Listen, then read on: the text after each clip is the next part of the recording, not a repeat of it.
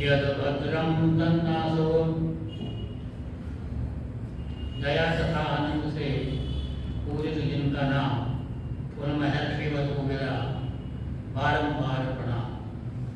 वेद की दिव्य ज्योति जगाई सदा, भक्ति सिखलाई शिव सच्चिदानंद की। मंत्र स्वाधीनता का पढ़ाया प्रथम, कुप्रथा भिन्नता भेद की बंदगी। नारियों को दिलाया उचित सत्व फिर, की प्रगति बंद पाखंड संग की। आर्य नर नारियों प्रेम से बोलिए जय उसी पूज्य ऋषिवर दयानंद की। श्रद्धा की योग मातृशक्ति तथा उपस्थित भद्रपुरुषों, ये पखवाड़ा वास्तव में अगर कहा जाए तो दयानंद का ही पखवाड़ा है। 12 फरवरी को उनका जन्मदिन था अंग्रेजी कैलेंडर के अनुसार, और उसके बाद 15 फरवरी को जो हमारा भारतीय पंचांग है उसके अनुसार उनका जन्मदिन था। और कल ऋषि बोध उत्सव पूरे विश्व के अंदर जहाँ जहाँ भी आने हैं वहाँ सब बना करके महर्षि दयानंद को याद किया गया। मैंने जब अपना होश संभाला बचपन में तो अपने आप को आर्यविद्या की शाखाओं में पाया, और उस समय हम भजन गाते थे। बचपन की याद बुढ़ापे में आने लगती है, तो एक गीत जो हम अक्सर गाया करते थे उसकी कुछ पंक्तियां मुझे याद आ रही हैं। उन्हीं पंक्तियों से मैं अपनी बात जो है आज की प्रारंभ करता हूँ। हम गाते थे, नगर नगर और डगर डगर में ऋषि के गीत सुनाना, ऋषि के गीत सुनाना। ले लंगोटी घर से निकला वेदों का दीवाना, ऋषि के गीत सुनाना। सच्चे शिव की खोज में ऐसी लगन लगाई, टुकड़े बर्फ के खा खा करके, टुकड़े बर्फ के खा खा करके अपनी भूख मिटाई। फिर भी ना घबराना, ऋषि के गीत सुनाना। विरजानंद ने उससे पूछा, कौन कहाँ से आया, यही जानना चाहता हूँ मैं, यही जानना चाहता हूँ मैं, यही जानने आया। ये सुनकर वो पढ़ाना, ऋषि के गीत सुनाना। पढ़ लिख कर निकला दुनिया में, वैदिक धर्म फैलाया। फिर हमने ही मिलजुल करके उसको जहर पिलाया। ऐसे ऋषिवर के चरणों में प्रेमी शीश झुकाना, ऋषि के गीत सुनाना। नगर नगर और डगर डगर में ऋषि के गीत सुनाना, ऋषि के गीत सुनाना। इस प्रकार के गीतों से, गाने से लालसा उत्पन्न हुई महर्षि दयानंद के विषय में जानकारी प्राप्त करने की। अनेकों विवेचनाएं पढ़ी, अनेकों दयानंद के विषय में आलोचनाएं भी पढ़ी, अनेकों प्रश्न सामने उपस्थित हुए, लेकिन उन सभी का निराकरण हुआ, समाधान हुआ, और एक अद्भुत विलक्षण प्रतिभा के धनी के बारे में जानकारी प्राप्त हुई।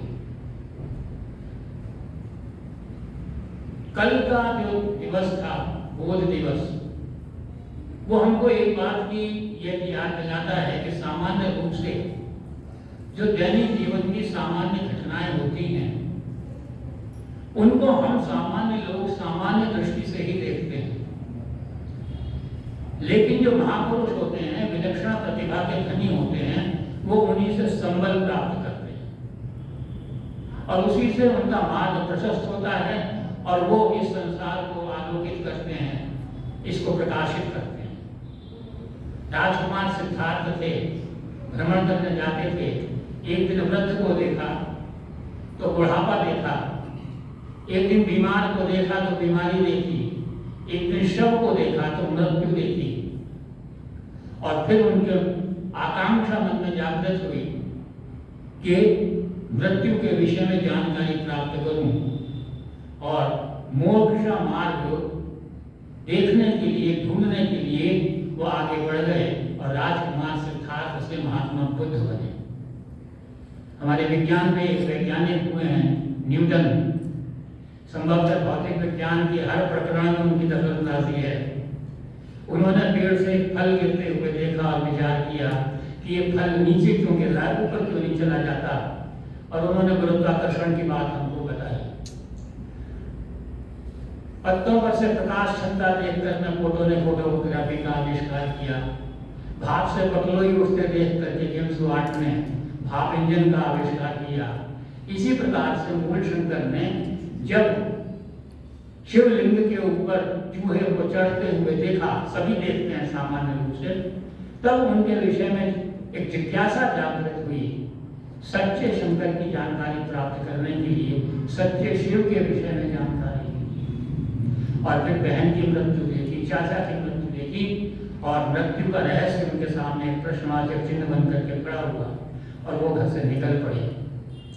उनका एक निश्चित मार्ग जो है वो आप स्वयं ही जो आगे बढ़ता चला गया। महर्षि दयानंद का जब अध्ययन करना प्रारंभ किया तो मैंने एक बात ये देखा कि जो महर्षि दयानंद के भक्त थे, जो उनके शिष्य थे, जो श्रद्धालु थे, जो आर्य समाज से संबंधित थे, वो संभवतः महर्षि दयानंद के जीवन दर्शन को पूरा नहीं लिख पाए, ये समझ पूरा नहीं पाए। दयानंद के विषय में जिन लोगों ने भी लिखा है उनको अगर हम देखें तो हमें ये पाते हैं कि उन्होंने दयानंद को बहुत अधिक निकटता से देखा है और समझने का प्रयत्न किया है, और उनका आर्य समाज से कोई संबंध नहीं था, दयानंद से कोई संबंध नहीं था। महर्षि अरविंद घोष ने महर्षि दयानंद के बारे में लिखा, देवेंद्रनाथ मुखोपाध्याय ने लिखा, फ्रांसीसी चिंतक रोमियो रोला थे, उन्होंने महर्षि दयानंद के बारे में लिखा, और इस प्रकार से अनेकों जितने भी लेखक, डॉक्टर रघुवंश थे, इलाहाबाद यूनिवर्सिटी के हिंदी के विभाग अध्यक्ष थे, प्रोफेसर थे, उन्होंने महर्षि दयानंद के बारे में लिखा। तो इस प्रकार से हम देखते हैं टी.एल. वासवानी ने लिखा उनके बारे में, स्वामी सत्यानंद के बारे में लिखा, और इन सभी का आर्य समाज से कोई संबंध नहीं था, लेकिन दयानंद की भावना को उन्होंने जो प्रकाशित किया। आर्य समाज के क्षेत्र में अगर हम देखते हैं तो महर्षि दयानंद की जीवन की घटनाओं की खोज करने का अगर बीड़ा किसी ने उठाया था तो वो धर्मवीर पंडित लेखराम ने उठाया था। उन्होंने वो आर्य समाजी थे, वो ईश्वर भक्त थे, और ईश्वर के परम शब्द वैसे तो उपयोग में नहीं लाना चाहिए, एब्सोल्यूट तो कुछ होता नहीं, लेकिन फिर भी हम कह देते हैं कि वो परम शिष्यों में से एक थी। और वर्तमान युग के अंदर डॉक्टर भवानी लाल भारती ने महर्षि दयानंद के विभिन्न पक्षों का अनेकों ग्रंथों का प्रणयन करके उन्होंने जो है उनका जीवन दर्शन हमारे सामने रखा। महर्षि दयानंद के संबंध में जब कभी भी कहीं बात होती है, अनेकों पत्र पत्रिकाओं के अंदर, अनेकों जर्नल्स के अंदर महर्षि दयानंद के बारे में बहुत कुछ प्रकाशित होता है। आजकल समारोह मनाया जा रहा है, 199वीं हमने जयंती मनाई, 200वीं जयंती का पूरा 2 वर्ष का कार्यक्रम है। अनेकों स्थानों पर कार्यक्रम होते हैं, अनेकों मंचों से महर्षि दयानंद की गौरव गाथा गाई जाती है। अभी नहीं गाई जाती, बहुत पहले से गाई जाती है। अनेकों राजनीतिक मंचों तक तो महर्षि दयानंद को याद किया जाता है, लेकिन महर्षि दयानंद को याद किस रूप में किया जाता है? महर्षि दयानंद को एक समाज सुधारक के रूप में याद किया जाता है, महर्षि दयानंद को एक राष्ट्र नायक के रूप में याद किया जाता है, महर्षि दयानंद को एक निश्चित राज व्यवस्था दिखाने के बारे में काम किया जाता है। लेकिन मैं आपसे निवेदन करूं कि महर्षि दयानंद का जो मूल था, जो जड़ थी, वो महर्षि दयानंद एक ऋषि थे, एक मंत्र दृष्टा थे, वो एक मुनि थे, वो एक ब्रह्मचारी थे, वो एक सन्यासी थे, और वो एक ईश्वर भक्त थे। तो सबसे पहले महर्षि दयानंद अगर कोई थे तो वो ईश्वर भक्त थे। अब करते हैं तो आप देखिए आर्य समाज की जब स्थापना की तो आर्य समाज के जो पहले नियम लिखे हैं वो उन्होंने ईश्वर से ही संबंधित लिखे हैं और ईश्वर भक्ति का मार्ग प्रशस्त करते हुए लिखे हैं। सत्यार्थ प्रकाश के ऊपर भक्ति के ऊपर उन्होंने विस्तार से जो है उसका विवरण लिखा है। ऋग्वेद आदि भाष्य भूमिका में तो भक्ति भाव का जो है एक उन्होंने पूरा प्रकरण अलग से जो है लिखा है। तो वास्तव में देखा जाए वो समाज सुधारक थे, निश्चित रूप से इसमें कोई राय नहीं है कि ऐसा समाज सुधारक दूसरा नहीं हुआ। वो राष्ट्रनायक थे, वो स्वतंत्रता के सूत्रधार थे, उन्होंने स्वराज शब्द की सबसे पहले घोषणा करने वाले महान संत वही थे, लेकिन महान होने के साथ साथ वो एक संत थे और एक ईश्वर भक्त थे। तो भक्ति उनके अंदर पहले, और भक्ति होने के लिए आवश्यक है कि मनुष्य के अंदर क्या होना चाहिए, उसके अंदर धर्म का समावेश होना चाहिए। जब तक धर्म का समावेश नहीं होता तब तक ईश्वर की भक्ति नहीं हो सकती। ईश्वर भक्त होने के लिए जो प्रारंभिक आवश्यकता है, जो एक क्वालिफिकेशन की जरूरत है, वो है धर्म को अपने अंदर अंगीकार करने की। तो इस संबंध में अगर हम ढूंढें तो महर्षि ज्ञानानंद ने सबसे पहले वेदों में से धर्म की परिभाषा अगर किसी ने दी तो महर्षि ज्ञानानंद ने दी, यह तो अभ्युदय निश्चय सिद्धि सा धर्म। अब कोई व्यक्ति धार्मिक कैसे हो, और फिर महर्षि ज्ञानानंद तो धार्मिक महापुरुष थे। तो इस संबंध में हमको जो है एक कसौटी दी महर्षि मनु ने मनुस्मृति के अंदर, और उन्होंने कहा कि भाई धर्म के 10 लक्षण होते हैं, जिस व्यक्ति के जीवन में यह 10 लक्षणों को का समावेश हो, जिसने इन 10 लक्षणों को अपने जीवन के अंदर अंगीकार किया हो, समझ लो वो धार्मिक है।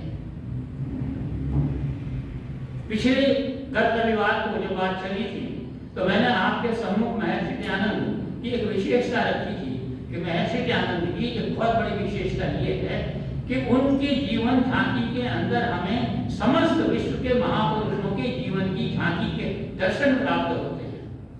और इसमें मैंने किसी महापुरुष का दोष नहीं गिना था, जो किसी भी महापुरुष का जो सर्वश्रेष्ठ गुण था, जो सर्वश्रेष्ठ उसके साथ जुड़ा हुआ है, उसमें महर्षि दयानंद को आंकने का मैंने आपके प्रयत्न किया था। अब मैं आपसे निवेदन करूं कि धर्म के 10 लक्षण हम यहाँ पर देखते हैं तो महर्षि दयानंद के प्रारंभ से लेकर और अंतिम समय तक धर्म के 10 लक्षण महर्षि दयानंद के जीवन के अंदर हम पाते हैं। अब यदि उनका वर्णन करूं तब यह तो संभव नहीं है इतने थोड़े समय में। प्रत्येक लक्षण का एक एक जो लक्षण है उसके विषय में एक एक दो घटनाएं आपके सामने जो है वो प्रस्तुत करूंगा। वो लिखते हैं धृति क्षमा तमोस्तेयम शौचम इंद्रिय निग्रह धीर विद्या सत्यम अक्रोध दशकम धर्म लक्षण। तो पहला कहते हैं धृति, धैर्य। तो मैंने आपसे गत रविवार को भी निवेदन किया था कि धीरज अगर हमें देखना है तो मर्यादा पुरुषोत्तम श्री राम का देखो, उनके 14 वर्ष का जीवन देखो, वो हमें धैर्य की पराकाष्ठा जो है वो दिखलाता है, उसके दर्शन हम होते हैं। लेकिन महर्षि दयानंद को तो जीवन के प्रारंभ से शिवरात्रि के रात्रि को जब उन्होंने यह उपवास भी रखा, उन्होंने जागरण भी किया, और एक प्रश्न उनके सामने खड़ा हुआ तब से लेकर के अंतिम समय तक अनेकों ऐसी घटनाएं हुई जिसमें व्यक्ति, सामान्य व्यक्ति धीरज खोता है, लेकिन दयानंद ने कभी धीरज नहीं खोया। शुरू से ही छोड़ माता पिता घर द्वार बन खजाने को किया मरुथल किया है, वन कभी कांटों वाला, कभी बर्फानी पहाड़ी, कभी नदी नाला, हुआ लथपथ लहू से तन पड़ा पाँव निशाला, फेंके पत्थर किसी ने सांप विषैला खाला, खड्ग चमकाया किसी ने तो किसी ने भाला, दिया नादानों ने कितनी ही बार विष प्याला, फिर भी पीछे ना हटा सत्य का वो मत वाला। तो उनके जीवन के अंदर वर्ग के टुकड़े खा खा करके भी उन्होंने जो है अनेकों संकट झेल कर किया, विपत्तियां और आपत्तियां भी उनके ऊपर पड़ी, और जब शिक्षा प्राप्त करने के बाद कार्य क्षेत्र के अंदर उतरे, मैंने निवेदन किया था कि उनका कार्य क्षेत्र केवल मात्र 11 वर्ष का था, जिसमें उन्होंने यह आश्चर्यजनक कार्य करके हमको दिखाया। और किस स्थिति में आश्चर्यजनक कार्य किया? जबकि पूरा संसार उनके विरोध में था, हर जगह उनका विरोध होता था। कहीं पत्थर फेंके जाते थे, कहीं कीचड़ फेंकी जाती थी, कहीं गालियां की जाती थी, कहीं विष किया जाता था, कहीं नाक फेंका जाता था, कहीं कुछ किया, कहीं तलवार फेंकी जाती थी, उनके ऊपर तलवार खींची जाती थी। लेकिन महर्षि दयानंद ने कभी भी अपने जीवन के अंदर धैर्य नहीं खोया, नहीं खोया। धर्म के पहले लक्षण धृति को उन्होंने अपने समूचे जीवन में अंगीकार किया, उसको अपने जीवन के अंदर ढाला। दूसरा है धृति क्षमा। क्षमा उनके जीवन में, व्यक्तिगत जीवन में अगर हम देखें तो प्रारंभ से लेकर अंतिम समय जितने विपत्ति करने वाले थे, जितने दुष्ट लोग थे, उनको पकड़ा भी गया, 16 बार विषपान दिया गया। यह विश्व के अंदर एकमात्र व्यक्तित्व है जिसने 16 बार विषपान किया हो। हम बात करते हैं, कल लोगों ने पूजा पाठ करी कि गरल पीने वाला अगर कोई हमारे यहाँ देवता है हिंदुओं में तो वो शंकर है, लेकिन मूल शंकर ने तो अपने जीवन में 16 बार विषपान किया था। लोग तो एक 2 बार विषपान करते हैं, लेकिन हर समय हर बार उन्होंने अपराधी को, पापी को क्षमादान भी दिया। एक जगह पकड़ लिया गया, अपराधी को पकड़ के तहसीलदार ले आए स्वामी जी के सामने और कहा, महाराज यह है वो दुष्ट जिसने आपको पान के अंदर जहर दिया। तो वो कहते हैं कि महोदय, मैं इस संसार को बंधनों से छुड़ाने के लिए आया हूं, बंधन में डालने के लिए नहीं आया। यह था उनका क्षमा। और जो अंतिम समय का दृश्य है तो वास्तव में अद्भुत है। न भूतो न भविष्यति है, न ऐसा कभी हुआ न ऐसा कभी होगा कि जब उनको कांच के अंदर, उस दूध के अंदर कांच और संख्या मिलाकर के कूट कर पीस करके दी गई और उनको पता लग गया कि अब ये मेरी नस नस से फूटेगी, तो उसी समय कहा कि अरे जगन्नाथ, तुमने ये क्या कर दिया? मेरा तो अभी बहुत बड़ा मिशन बाकी पड़ा था। कोई बात नहीं, लेकिन अब तू अपने प्राणों की रक्षा कर और इसी समय तू जोधपुर छोड़ करके चला जा। जोधपुर की सीमा ही मत छोड़, भारत की सीमा से निकल जा, नेपाल भाग जा, तो तेरी जो है प्राणों की रक्षा हो सकेगी। वरना तुरंत तुझे जो है जोधपुर के महाराणा मृत्यु देंगे। और उनके पास 500 रुपए थे, 500 रुपए की थैली उसको दी। घातक के साथ क्षमा का ऐसा उदाहरण जो है हमें विश्व में कहीं भी जो है देखने को नहीं मिलता। तीसरा था धृति क्षमा दम। दम कहते हैं मन को वश में करना। मन को वश में करना की जो प्रतिभा है वो उनकी प्रारंभ से ही मुखर हो चुकी है। जब देखा माता पिता ने कि बेटा वैराग्य की ओर जाने वाला है, तुरंत उसके विवाह की तैयारी कर दी। घर के अंदर मंगल गीत गाए जाने लगे, अनेकों जो है पकवान बनाए जाने लगे, रंगोली सजाए जाने, बंधनवान लगाए जाने लगे, खूब बैंड बाजे बजाए जाने लगे, ढोल बाजे बजने लगे। लेकिन महर्षि दयानंद के मन पर पूरा नियंत्रण था और उन्हीं सारे आडंबरों और भवंडरों के बीच में और रौनक और जोश और खरोश के बीच में एक रात मूल शंकर जो है निकल गए घर से उस सच्चे शंकर की खोज में। और भी अनेकों स्थानों पर उनको ऐसे लोभ और लालच दिए गए, लेकिन उनका मन के ऊपर पूरी तरह से नियंत्रण था, क्योंकि वो एक सन्यासी थे, वो एक योगी थे और वो एक ब्रह्मचारी थे। तो इसलिए उन्होंने जो है धृति क्षमा दम, अस्तेय का मतलब होता है चोरी ना करना, साधारण रूप में। मैं इसको परिभाषित करता हूं, धन के कारण धर्म को ना त्यागना। उनको अनेकों बार लोग दिए गए। अभी शायद अपने ही व्हाट्सएप पर किसी ने ये जो है उनके बारे में जो है उनकी घटना के बारे में लिखा है कि किसी ने कहा, महाराज आप सब कुछ ये करते हैं, आप पहले सारी बातें बता दिया करो, बाद में मूर्ति पूजा का खंडन करो। तब शायद आपने भेजा था, वो किसने भेजा था? हाँ, तो एक अनूठा उदाहरण है उनका जो है अस्तेय का, चोरी ना करने का। अभी उदयपुर के अंदर बहुत बड़ा समारोह हो रहा है। उदयपुर में नवलखा महल में महाराणा उदयपुर ने जो है स्वामी जी को जो है वो ठहराया था। वहां उन्होंने कई मास रहे, सत्यार्थ प्रकाश की रचना भी उन्होंने वहां पर करी। महाराणा उदयपुर जो है वो श्रद्धालु थे उनके प्रति बहुत आदर श्रद्धा रखते थे, दैनिक रूप से आया करते थे और उनका आशीर्वाद प्राप्त करते थे। एक दिन उन्होंने एक प्रस्ताव रखा, इतना आदर और सम्मान मिला उनको, ठहरने के लिए इतना अच्छा स्थान मिला भी, मुख्य अतिथि थे महाराणा के।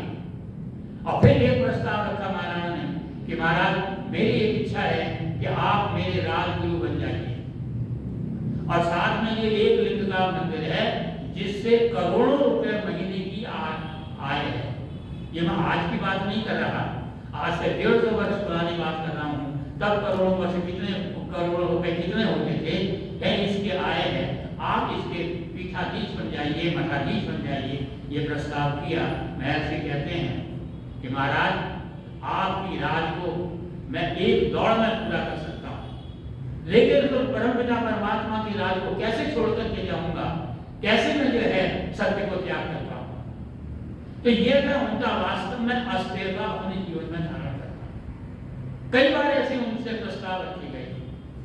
उनका महाराज आप इतना ज्यादा खंडन करते हैं, तो बोले कितना अंधविश्वास, कितना पाखंड फैला हुआ है कि साहब थोड़ा नरम हो जाइए। तो कहने लगे जो इतना बड़ा विश्व वृक्ष है, वट वृक्ष है, इन सब पाखंडों का, तो उसको उस तरह से नहीं काटा जा सकता, उसके लिए तो कुल्हाड़ी की आवश्यकता पड़ेगी।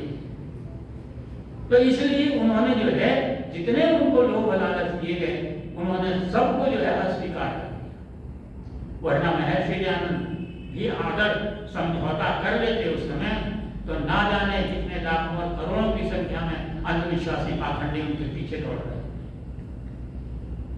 तो धृति क्षमा दमोस्तेयम शौचम, शौच मतलब पवित्रता। पवित्रता का अर्थ होता है मनुष्य शारीरिक रूप से जो है पवित्र रहे, शुद्ध रहे। लेकिन शौच का वास्तविक अर्थ ये होता है कि मनुष्य जितना बाहर से भौतिक रूप से, शारीरिक रूप से शुद्ध रहे, पवित्र रहे, उतना ही आंतरिक रूप से जो है पवित्र रहना चाहिए। अर्थात उसके अंदर, उसके अंतर स्तर में कलुषता नहीं आनी चाहिए, कलुषता मिटा देनी चाहिए। और इस सोच को धारण किया था महर्षि दयानंद। जैसे मैंने कहा हर जगह उनका विरोध होता था। अमृतसर की घटना है कि एक पाठशाला के बाद महर्षि दयानंद जी का जो है व्याख्यान होना था, वो वहां पर पहुंचे। वहां पर एक पाठशाला थी, उसके अध्यापक जो थे वो महर्षि दयानंद के विरोधी थे। जब उनको पता लगा, उन्होंने बच्चों से कहा, बच्चों कल अपने बस्तों में किताबें रखकर मत लाना, ईंट और पत्थर भर करके लाना छोटे छोटे। बच्चों ने कहा पता नहीं गुरु जी क्या कह रहे हैं, ले आए भर के। बोले आज एक सन्यासी आएंगे, और सन्यासी आएंगे जब वो अपना भाषण देना शुरू करें, तो उस समय तुम उनके ऊपर जो है ये ईंट और पत्थर फेंकना शुरू कर देना, और फिर उसके बाद मैं तुमको लड्डू खिलाऊंगा। बच्चे तो भोले होते हैं, जैसा गुरु जी ने कहा वैसा मान लिया, करने लगे।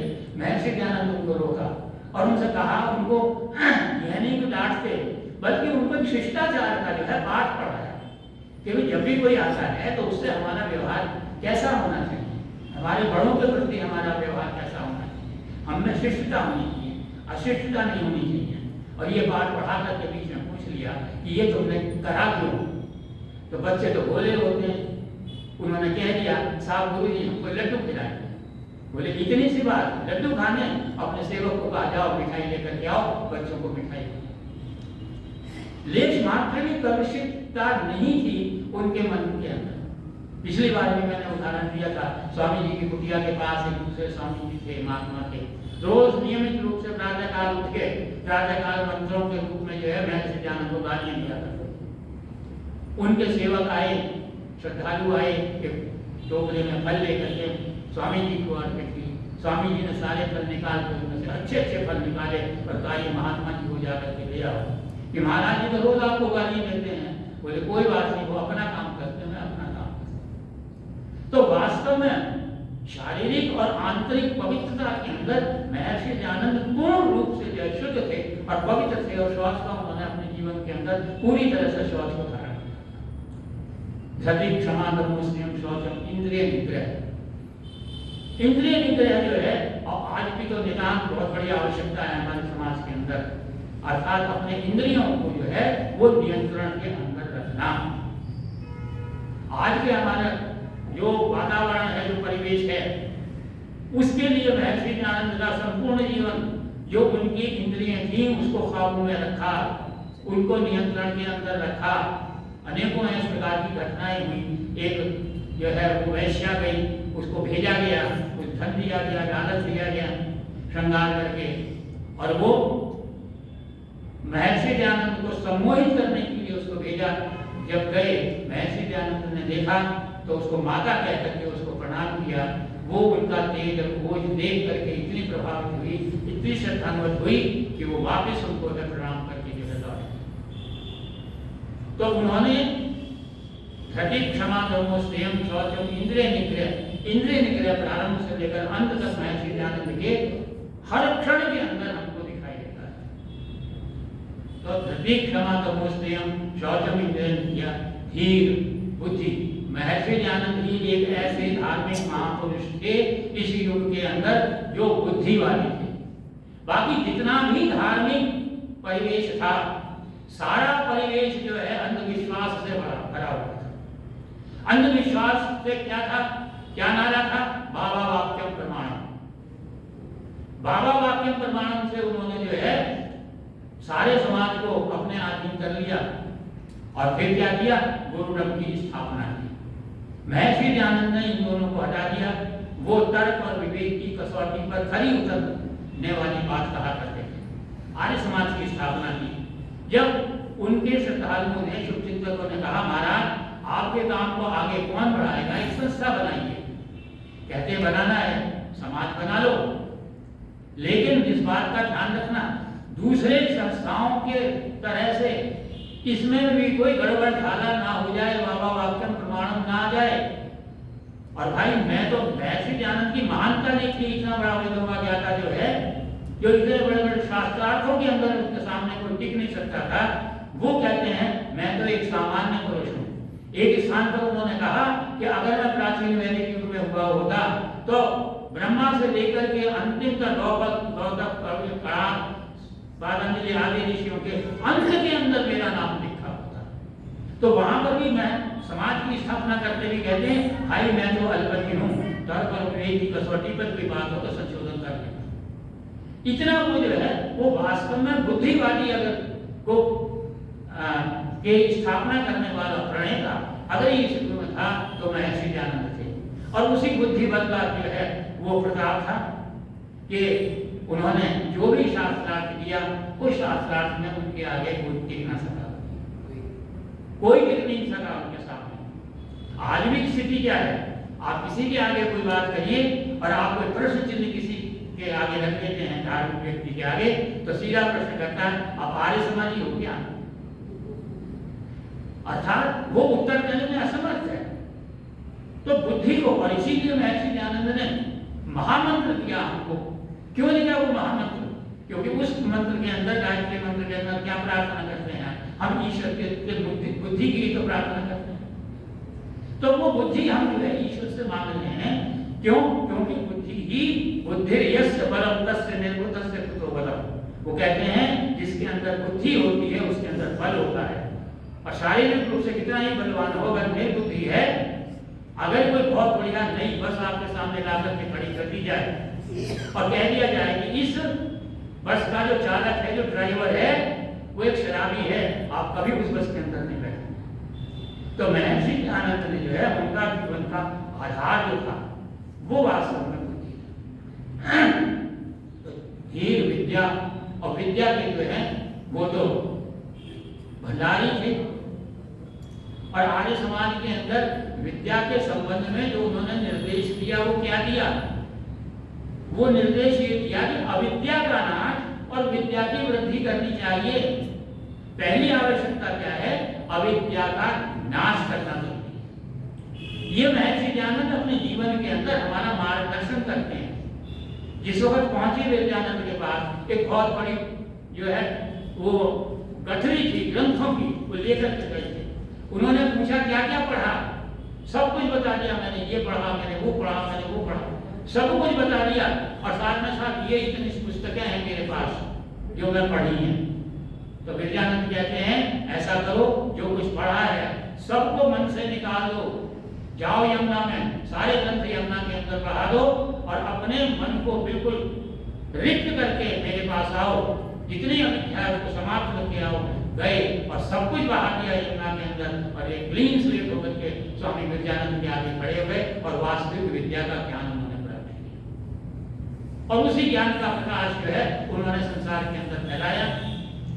और वो इतने बड़े क्या कहते हैं ज्ञान के विद्या के पुजारी थे कि उन्होंने क्या कहा, आर्य समाज का नियम तीसरे नंबर पर ही कह दिया, वेद सब सत्य विद्याओं का पुस्तक है, वेद का पढ़ना पढ़ाना और सुनना सुनाना सब आर्यों का परम धर्म है। ज्ञान को प्राप्त करना नितांत और वो भी सच्चे ज्ञान को प्राप्त करना नितांत आवश्यक है।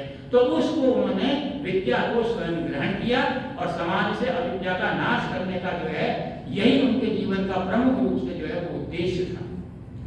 तो धीर विद्या सत्यम है, सत्य सत्य को तो उन्होंने संपूर्ण जीवन के अंदर धारण किया। वास्तव में सत्य की ही खोज करने चले हुए हैं और सत्य पर ही उन्होंने आचरण किया। सत्य का प्रत्येक पक्ष महर्षि आनंद ने अपने जीवन के अंदर अपनाया। क्या है? सबसे ज्यादा जरूरी मनुष्य के लिए होता है सत्य ज्ञान। उन्होंने सत्य ज्ञान को ग्रहण किया, पहले सत्य ज्ञान का पता किया, उसको ग्रहण किया और फिर उसका जो प्रकाश किया। और सत्य ज्ञान के बाद दूसरा आता है विचार, सत्य विचार होने चाहिए। उन्होंने सत्य विचार अपने जीवन के अंदर हमेशा धारण किए, असत्यता को जो है हमेशा दूर कराया। फिर विचार के बाद आता है आचरण। महर्षि दयानंद के आचरण में पूर्ण सत्यता थी, महर्षि दयानंद के व्यवहार में पूर्ण सत्यता थी, महर्षि दयानंद के आहार में पूर्ण सत्यता थी। इसीलिए उन्होंने भक्ष अपक्ष की बात हमसे कही, जिसको उन्होंने जीवन में। और महर्षि दयानंद की सबसे बड़ी विशेषता तो यही है कि किस बात कही बाद में करी कही सत्य को उन्होंने, और इसीलिए उन्होंने जो अपना ग्रंथ लिखा, आर्य ग्रंथ, उसका नाम भी लिखा सत्यार्थ प्रकाश।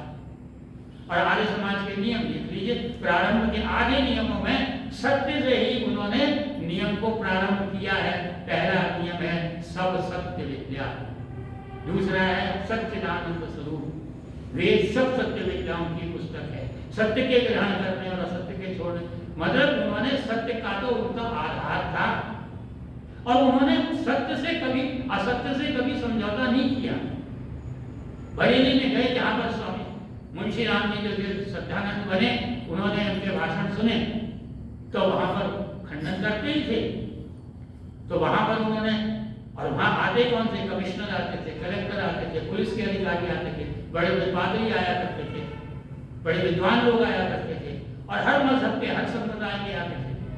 महर्षि दयानंद ने खंडन किया तो कलेक्टर नाराज हुए। उन्होंने जो ऑर्गेनाइजर्स थे आए थे उनसे कहा भाई इनसे कहो थोड़ा नरमी से बात करें। अब किसी की हिम्मत नहीं थी उस सत्य वक्ता के सामने ये कहने की कि आप सत्य मत बोलो। समय देख करके धीरे से श्रद्धालु ने हिम्मत करके कहा महाराज थोड़ी सी जो है नरमी अगर जो है बढ़। तो बोले क्या बात है, सच खुल करके बात करो। तो बता दिया। अगले दिन अपने प्रवचन का प्रारंभ ही से किया कि लोग कहते हैं कि सत्य मत कहो, असत्य का साथ दो, कलेक्टर प्रसन्न होगा, कमिश्नर नाराज होगा, एसपी जो है वो हमें कोई अपराध के अंदर रख लेगा, लेकिन हमारी उंगलियों के हाथ की उंगलियों को मोमबत्ती बनाकर बत्ती बना करके कोई जला दे तब भी हम सत्य ही कहेंगे, असत्य से दूर कभी नहीं। तो सत्य को अपने जीवन में अगर धारण किया तो महर्षि दयानंद ने प्रारंभ से लेकर सत्य की खोज की, सत्य को जीवन में धारण किया और अपने अनुयायियों को सत्य के ऊपर चलने का, सत्य मार्ग अपनाने का जो है वो उन्होंने प्रस्ताव रखा, उन्होंने इसका मार्गदर्शन। और अक्रोध जीवन में कभी उनके जो है क्रोध की ही घटनाएं हुई, लेकिन क्रोध कभी नहीं है। एक बार राव कर्ण सिंह बैठे हुए थे, बात कर रहे थे, महर्षि दयानंद ने उनकी इच्छा के विरुद्ध कोई बात कही, तुरंत उनको जोश आ गया, क्रोध आ गया और उन्होंने तुरंत जो है म्यान में से तलवार खींची। महर्षि दयानंद धीरे से वो तलवार खींच के दो टुकड़े करके फेंक दिया और उनको आत्मा के अमरता का उपदेश दिया। क्रोध नहीं किया उन्होंने। और अनेक, जैसे मैंने आपको घटनाएं बताई, ये कितनी घटनाएं उनकी जीवन के अंदर हुई। उन्होंने क्रोध को तो प्रारंभ से लेकर अंत समय तक कभी क्रोध की घटनाएं हुई और क्रोध उनको कभी नहीं, क्रोध को उन्होंने जीवन में धारण किया। तो इस प्रकार से जो धर्म के सारे लक्षण हैं, उन सारे लक्षणों का महर्षि दयानंद के जीवन के प्रत्येक क्षण के अंदर हम प्रत्येक गुण का जो है दर्शन करते हैं। इसलिए महर्षि दयानंद जो थे वो एक धार्मिक महापुरुष थे और उस समय के, इस युग के सबसे बड़ा धार्मिक महापुरुष थे। और चूंकि धार्मिक महापुरुष थे और उन्होंने चूंकि आध्यात्म की बात पहले कही, इसलिए वो ईश्वर भक्त थे। तो जैसे मैंने कहा कि आज सारे मंचों में स्वामी दयानंद को सुधारक के रूप में कहते हैं, समाज सुधारक के रूप में, लेकिन वास्तविक रूप से स्वामी महर्षि दयानंद जो हैं वो क्या थे? वो एक ईश्वर भक्त थे, वो एक संत थे और भक्ति का वास्तविक मार्ग उन्होंने हमको जो है दिखलाया। पहले उसके ऊपर चले, क्योंकि वो योगी थे, बाल ब्रह्मचारी थे और वेदों के ज्ञाता थे, तो सारी चीजों का सम्मिश्रण करके चले तो वास्तविक आध्यात्म को उन्होंने समझा। महर्षि दयानंद जो है वो ब्रह्मवादी नहीं थे, क्योंकि ब्रह्मवादियों का कथन क्या था? व्यवहार को त्याग दो, संसार को त्याग दो। महर्षि दयानंद ने कभी ये बात नहीं कही। क्यों? क्योंकि अगर संसार त्याग दो तो उस परमपिता परमात्मा ने जो सृष्टि हमारे लिए रची है, इसका उपयोग हम कैसे करेंगे, उसका भोग कैसे करेंगे, और उस भोग के बिना हम आगे अपनी भौतिक उन्नति कैसे करेंगे? वो भौतिक उन्नति के थे।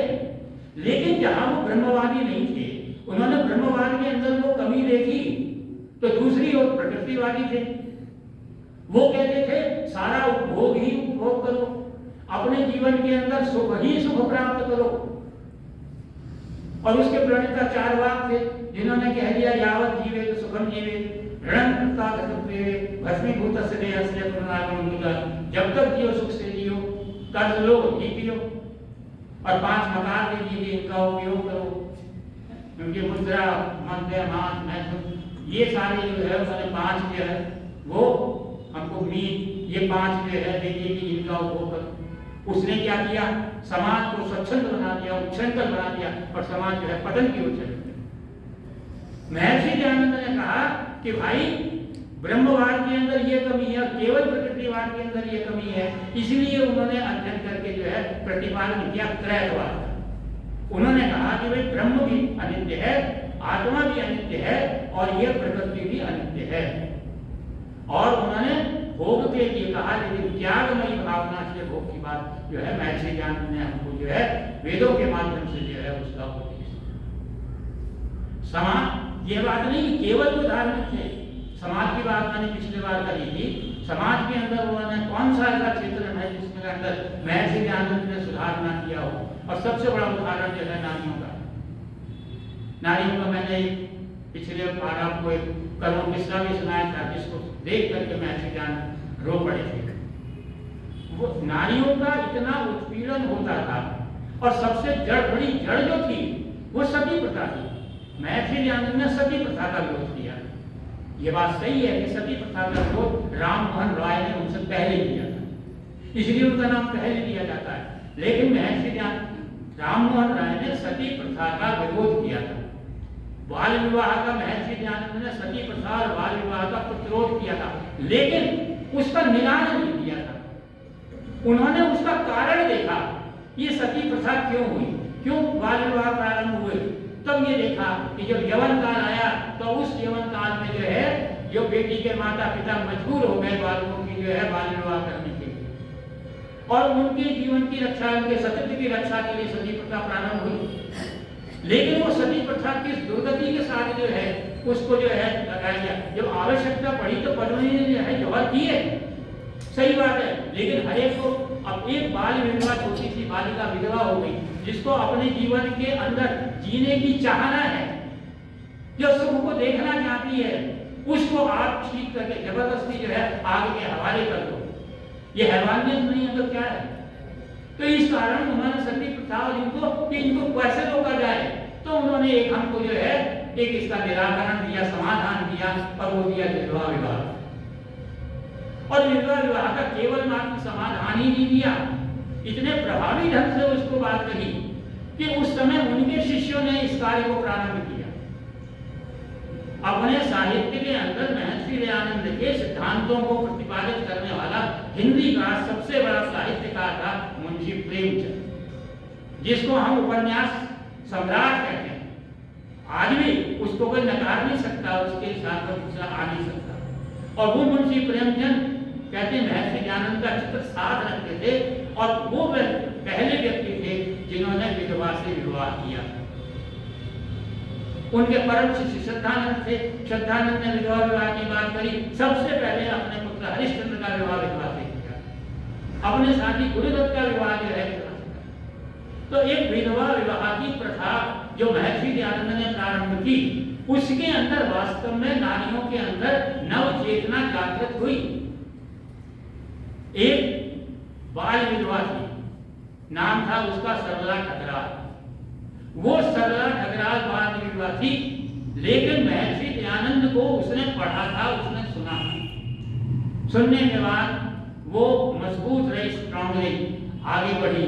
आगे बढ़कर के जो है वो पायलट बनी, और शायद सबसे पहली महिला पायलट सरला ठकराल थी। और उसने ये घोषणा की कि मैं किन विषम परिस्थितियों में थी, ये महर्षि दयानंद का प्रताप है, जिसकी बदौलत मैं आज इस स्तर के ऊपर एक पहली महिला पायलट के रूप में स्थापित हुई हूं, और विधवा से जो है वो सधवा बनी। तो नारियों का उन्होंने उत्थान किया, दलितों को गले लगाया। एक आया बेचारा नाई था, कहा महाराज क्या मैं आपके लिए बड़ी श्रद्धा से रोटी बना कर लाया हूँ, चटनी से रोटी लाया हूँ, क्या आप स्वीकार करेंगे? लाओ। महर्षि दयानंद जैसे ही खाने लगे तो पास में किसी ने कहा महाराज आप ये रोटी खा रहे हो? बोले हाँ खा रहा हूँ। कह रही तो नाई की रोटी है। स्वामी जी कहने लगे नाई की नहीं, ये गेहूं की रोटी है। और ये बेचारा तो बड़ी श्रद्धा से, बड़ी शुद्धता से, बड़े आदर सम्मान के साथ मुझे लाया है, मैं इस रोटी को क्यों नहीं खाऊंगा? उन्होंने ही जो है सबको शिक्षा का अधिकार की बात कही, उन्होंने ही सबके लिए वेदों की बात कही, उन्होंने ही सबके लिए यज्ञ की बात कही, उन्होंने ही सबको समान करके अवसर प्रदान करने वाला, यदि कोई इस युग के अंदर पहला प्रवक्ता था, समानता था, तो वो महर्षि दयानंद थे। तो उन्होंने जो, और वो इसके साथ साथ एक राष्ट्रीय जो है वो उद्धारक तो थे। एक प्रकरण और करता हूँ, समाप्त करता हूँ। 1857 में जब गदर हुआ, ईस्ट इंडिया कंपनी जो है हिल गई, फिर उसका परिणाम हुआ, विपरीत परिणाम हुआ। इतना क्रूरता हुई, इतना दमन हुआ, इतना रक्तपात हुआ कि हिंदुस्तानी हिल गए। जब ये बात विक्टोरिया महारानी को पता लगी, उन्होंने कहा कहीं विद्रोह और न पनप जाए। उन्होंने तुरंत ईस्ट इंडिया कंपनी से शासन लिया और ब्रिटिश शासन स्थापित किया और अपना एक संदेश भेजा, जो आज भी जो है विक्टोरिया मेमोरियल कलकत्ता के अंदर जो है लिखा हुआ मिलेगा। वो कहती है मैं एक माँ हूँ, प्रजा मेरे लिए संतान के समान है, मैं अपनी संतान की जैसे माता पिता जो है पालन पोषण करते हैं, उसी ममता से, लाड़ से, प्यार से जो है पालन करूँ। मेरे राज्य में कोई दुराग्रह नहीं होगा, पूर्वाग्रह नहीं होगा, कोई पक्षपात नहीं होगा। महर्षि दयानंद के सत्यार्थ प्रकाश में वो सेंटेंस पढ़ लीजिएगा, सटीक उसका उदाहरण जो है उत्तर मिलता है। वो कहते हैं विदेशी राजा का राज मात पिता के समान, ममता से युक्त, वात्सल्य से युक्त क्यों ना हो, सारा सुखदायी राज क्यों ना हो, पक्षपातों से रहित क्यों ना हो, आग्रहों से दुराग्रहों से रहित क्यों ना हो, अपना स्वदेशी राजा का राज्य सर्वोपरि होता है। अब प्रश्न ये है कि उन्होंने स्वदेशी शब्द यहाँ क्यों इस्तेमाल किया? वो इसलिए इस्तेमाल किया, जब गदर हुआ था तो एक तरफ से आवाज उठनी शुरू हो गई थी कि अंग्रेजों भारत छोड़ो और भारत का राज जो है मोहम्मद शाह जफर को मिलना चाहिए। तब उन्होंने देखा वो तो सांप नागनाथ गया, सांपनाथ आ जाएगा, इसलिए उन्होंने शब्द जो है स्वदेशी जो है यहाँ पर जो है स्थापित किया। तो इस प्रकार से महर्षि दयानंद का जो चरित्र है, उनके जो कृत्य हैं वो अनुपम है, उनका कोई जो है मुकाबला नहीं किया जा सकता। हम जो है बड़ा भारी कार्यक्रम मना रहे हैं। हम एक पूरे 2 साल का कार्यक्रम हमने बनाया। तो प्रश्न ये है कि क्या ये कार्यक्रम बनाने से हमारी पिछड़ी हो जाएगी? तो हम क्या करें? तो क्या हम दयानंद बन जाएं? क्या हमें इतनी शक्ति है कि हम दयानंद बन सकते हैं? नहीं बन सकते, लेकिन कुछ तो बन सकते हैं। हम उनके कोई आदर्श ग्रहण करके समाज के अंदर, अपने जीवन के अंदर ढाल करके आगे बढ़ सकते हैं। कहते हैं जंगल के अंदर आग लग गई, आग लग गई तो सारे जो पशु थे, पक्षी थे, वो दौड़ने भागने लगे। हाथी जैसे कोई बुद्धिमान थे जो सूंड में पानी भर के लाते और आग के ऊपर फेंकते। और वही एक दृश्य दिखाई दिया, छोटी सी चिड़िया उड़ती, पानी पर जाकर तालाब में बैठती, अपनी चोंच में पानी भरती और आग में फेंकती। किसी ने कहा तेरे क्या तेरे इस पानी चोंच के पानी से हम जंगल की आग बुझेगी? तो चिड़िया कहती है मुझे पता है कि मेरी चोंच के पानी से जंगल की आग नहीं बुझने वाली, लेकिन जब कभी इस जंगल का इतिहास लिखा जाएगा तो ये जरूर लिखा जाएगा कि जब इस जंगल में आग लगी थी तो एक चिड़िया ने अपने चोंच के पानी से जंगल की आग को बुझाने का प्रयत्न किया। हम बहुत बड़ा जो है फायर ब्रिगेड नहीं बन सकते, लेकिन एक चिड़िया की चोंच तो बन सकते। तो महर्षि दयानंद जो है आज नहीं है। मैं आपसे निवेदन करूं, अक्सर बात आती है दयानंद को क्या जगन्नाथ मार सका? क्या दयानंद को जो है ब्रिटिश साम्राज्य समाप्त कर सका? क्या वो पाखंडी दयानंद को खत्म कर सके? नहीं कर सकते। मैं आपसे निवेदन करता हूं कि दयानंद को अगर कोई अंतर्ध्यान करेगा तो वो आर्य करेंगे, जो क्योंकि वो अगर आर्य उनके सिद्धांतों के ऊपर अपने आचरण को नहीं करेंगे तब दयानंद विलुप्त होगा। तो दयानंद को अगर रखना है तो हमको क्या करना है? रविंद्रनाथ टैगोर ने कविता लिखी बंगला में, शायद रमाकांत त्रिपाठी ने उसका हिंदी में अनुवाद किया था कि अस्ताचल जाते हुए सूर्य ने पूछा मेरे बाद ये करेगा कौन? सारी स्तब्धता छा गई, निशब्दता हो गई, शांति हो गई, सब हो गए मौन। तब एक दीपक ने कहा कि मैं करूंगा। हम दयानंद जैसे भास्कर तो नहीं बन सकते, लेकिन हम एक छोटे से दीपक तो बन सकते हैं। हम एक दीपक से दूसरे दीपक को तो प्रज्वलित कर सकते हैं, प्रकाशवान बना सकते हैं। तो आज ये जो ऋषि बोध उत्सव हम मना रहे हैं, ईश्वर हमको वो बोध प्रदान करें, हमें ऐसी क्षमता व शक्ति प्रदान करें ताकि हम कम से कम दीपक बनकर जो है उस भास्कर दयानंद के जो प्रकाश है उसको प्रकाशित करने का जो है अपने जीवन में प्रयत्न कर सके। ईश्वर हमको वो क्षमता दे, उस साहस में वो शक्ति।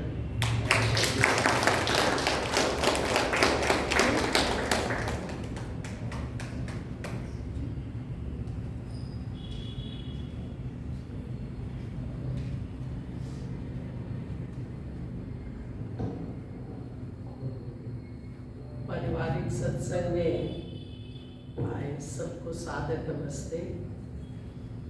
इतना सुंदर और इतना जोशीला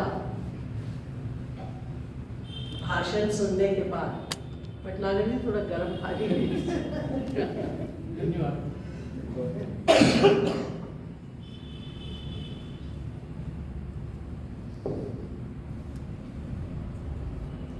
असली लाभ तब होगा जब इतने सुंदर शब्द सुनने के बाद हम एक एक, जैसा उन्होंने कहा कि ऋषि दयानंद लुप्त तब होंगे जब उनके हम लोग अनुयायी बनकर उनके शिक्षाओं को पालन में नहीं लाएंगे। प्रवचन तो हम बहुत सुन लेते हैं, पुस्तकें भी पढ़ लेते हैं, कहीं पर कुछ बात होती है तो नारे भी लगा लेते हैं, पर केवल नारे लगाने से, प्रवचन सुनने से या पुस्तकें पढ़ने से लाभ नहीं होगा। अक्सर मैं यही बात कहा करती हूँ, क्योंकि आजकल मेरी कोशिश यही होती है कि जो कुछ कहूँ उसको करूँ। सबसे सुंदर बात शिव संकल्प, जो कल शिवरात्रि के उपलक्ष्य में हम लोग संकल्प ले सकते हैं और इस दृढ़ विश्वास के साथ ले सकते हैं कि भगवान हमें बल दे कि हम उस संकल्प को पूरा करें कि हम सत्यवादी बने, सत्यवादी, सत्यमानी, सत्यकारी, सत्यनिष्ठ, सत्य में ही निष्ठा हो। बहुत छोटे छोटे उदाहरण हैं जो मैं अपने आप में सोचती हूँ। हम इतनी आसानी से छोटे छोटे झूठ बोल देते हैं, हमें लगता है कि कुछ बात नहीं, किसी का फोन आया है, हमने बात नहीं की, तो बजाय बाद में ये कहने के कि मैं उस समय नहीं कर पाई, हमने देखा ही नहीं था, बड़ी आसानी से हम कह देते हैं। समाज नहीं आ पाए, कहीं और नहीं जा पाए, कुछ काम था, जो भी था, तबीयत ठीक नहीं थी, सब कुछ ठीक था, हम जा भी सकते थे, हम कर भी सकते थे, पर सच्चाई बताने का हमें हौसला नहीं है। यही चीजें अगर हम अपने व्यवहार में ले आते हैं तो मैं सोचती हूँ असली जो शिवरात्रि का उद्देश्य है, जो लक्ष्य है, वो तभी पूरा होगा जब हम वास्तव में इन छोटी छोटी बातों से अपने आप को संभालते रहे, हर पल संभालते रहे। मैं देख रही थी भटनागर जी का जोश बने नहीं बन पा रहा था। अभी उनको टाइम देते, उनको भूल गए थे वो कितनी एज है, क्या है, वो 1 घंटा और भी बोल लेते। और बहुत सुंदर, क्योंकि ये उनका प्रिय विषय है, कितनी देर चाहो आप बुलवा लीजिए और कितने ही वो तो कोट कर देंगे। ये पोएम कुछ दिन पहले मैंने पढ़ी भी थी, किसी ने शायद ये रोजर वाले ग्रुप में आई हुई थी, जो आज आपने रामनाथ दिनकर और उसकी कही है ना, रविंद्रनाथ टैगोर की, उसमें आया हुआ था, बहुत सुंदर लगी थी मुझे ये। तो ये छोटी छोटी बातें जो है, मैंने बजाय कि इसको मैं और आगे इन्हीं बातों को रिपीट करूं, बस इतनी ही सबसे हाथ जोड़कर रिक्वेस्ट करना चाहूंगी, प्रार्थना करती हूं और करूंगी कि जो कुछ सुन रहे हैं उसमें से कुछ छोटा सा अंश अपने व्यवहार में लाने की हम लोग चेष्टा करें। बड़े बड़े नहीं कर सकते हम काम। सुबह उठ के हम यही सोच लें कि 10 बजे तक, 11 बजे तक आज कोई झूठ नहीं बोलेंगे। बच्चों के साथ हम छोटे छोटे झूठ बोल लेते हैं, वो हमें बाजार ले जाना चाहते हैं, कुछ मांगते हैं, कुछ कहते हैं, बजाय कि हम उनको समझा दें कि इस वजह से ये नहीं करना, हम कुछ भी बहाना लगाकर कह देते हैं। तो बच्चों को हम सिखा भी तो वही कुछ रहे, फिर हम कहते हैं आजकल बच्चे करते नहीं हैं, सुनते नहीं हैं, कमी हम में है। तो हमने अब से बहुत ही अच्छा होगा कि हर व्यक्ति अपने आप के साथ प्रॉमिस, किसी को दिखाने का कोई हमारा उद्देश्य नहीं है, अपने आप के साथ हम ये आज संकल्प कर लें कि इस मिनट से, अभी से लेकर एटलीस्ट घर जाने तक, इतने समय में मन वचन कर्म से कोई झूठ नहीं बोले। अहिंसा, सत्य, अस्तेय, ये चीजें सिर्फ यम नियम कहने के लिए नहीं है, ये रोजमर्रा में व्यवहार में लाने के लिए है। 10 हम याद तो कर लेते हैं कि ये 10 यम नियम है, 10 इंद्रियां हैं। संशितो रश्मिना रथा, कि जो शरीर का रथ है, ये संशितो धर्म की डोरी से कसा हुआ, धर्म के 10 लक्षण जैसे अभी इन्होंने बहुत सुंदर तरीके से समझा दी। और ज्ञान से प्रकाशित, ज्ञान जो परमात्मा ने ज्ञान दिया और जिसको सुंदर शब्दों में महर्षि दयानंद ने हमारे आगे रख दिया, उनसे हम प्रकाशित करें अपने विचारों को, अपने जीवन को, और अपना हम लोग जो है वो जिम्मेवारी लें। दूसरों के लिए नहीं हमें कुछ ठेका लिया हुआ कि वो क्या कर रहा है, उसने तो ऐसे किया, उसने कहा तो ये, that's none of our business. सिर्फ अपना लिए, एक इंडिविजुअल स्वयं के लिए करो जो कुछ करना है, स्वयं में परिवर्तन लाए। भगवान करे जो कुछ हम कह रहे हैं ये हमारे व्यवहार में आए। इन्हीं शब्दों के साथ आप सबको शिवरात्रि के लिए शुभ मंगल कामनाएं, और साथ में शुभ कामनाएं ये कि जो कुछ हमने कहा हम उनको अपने व्यवहार में लेकर आए। बहुत बहुत धन्यवाद भटनागर जी।